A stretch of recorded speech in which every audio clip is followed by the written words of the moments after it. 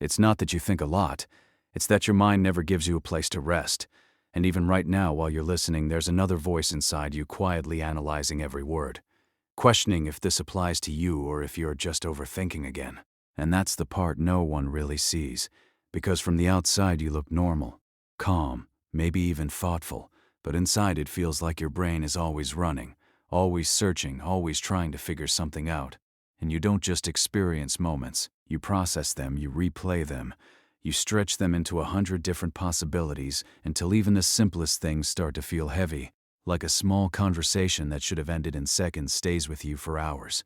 You go over what you said, how you said it, what the other person meant, what they didn't say, what they might have been thinking, and somehow your mind turns something small into something big, without asking your permission. And the worst part is, you know you're doing it. You tell yourself to stop. You promise that next time you'll just let things be. But when the moment comes, your mind pulls you right back into the same loop, because this isn't just a habit, it's something deeper, something your brain learned a long time ago. Because at some point in your life being careful mattered. Maybe you were judged, maybe you were misunderstood, maybe something you said once stayed with you longer than it should have, and your mind made a quiet decision to never let that happen again. So it started paying attention to everything: tone, expressions, small changes in behavior. Things most people ignore became signals for you, because your brain thought if it could predict everything, it could protect you from feeling that same discomfort again. And at first it worked.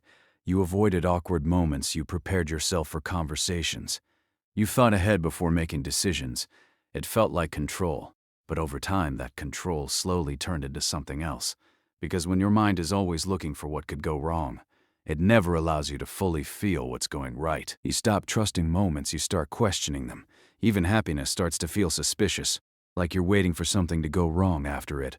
And without realizing it, you're no longer fully living in your life. You're living inside your thoughts about your life, stuck between what already happened and what might happen, and your body feels it too. The constant tension, the quiet mental exhaustion, that strange tiredness even when you haven't done anything physical. Because thinking this much is work, invisible work that no one notices. They just see you being quiet or lost in thought.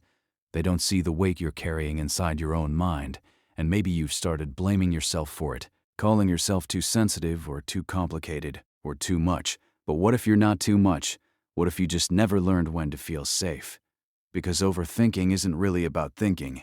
It's about fear that learned how to sound like logic. It feels like you're solving problems, but most of the time you're trying to avoid pain that hasn't even happened yet, and your brain doesn't know the difference between imagination and reality. So every what if feels real. Every worst-case scenario feels close. Every small doubt feels important. And that's why you can't just turn it off. Because to your mind, this is survival. But here's something no one tells you. Not every thought is a warning. Some thoughts are just noise. But when you've lived in your head for so long, noise starts to sound like truth. And that's where things begin to change. Not by forcing your mind to be silent, but by realizing you don't have to listen to everything it says, because right now your thoughts feel powerful only because you treat them like facts. But what if they're not? What if they're just temporary, passing, incomplete? Imagine sitting quietly and watching your thoughts come and go without chasing them. At first it feels uncomfortable because you're used to grabbing every thought and following it until the end. But slowly something shifts. You begin to notice that not every thought deserves your attention. Not every question needs an answer. Not every situation needs to be figured out. And in that small realization, the pressure inside you starts to loosen, just a little. You start experiencing moments without tearing them apart. You laugh without analyzing how it sounded. You speak without replaying it immediately after.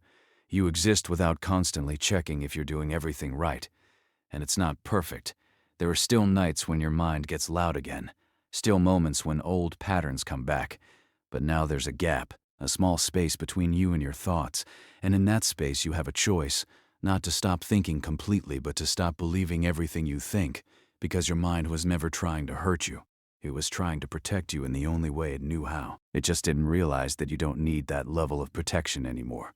And maybe healing isn't about becoming someone who never overthinks. Maybe it's about becoming someone who isn't controlled by it. Someone who can notice a thought and gently let it pass. Someone who can feel uncertain and still move forward.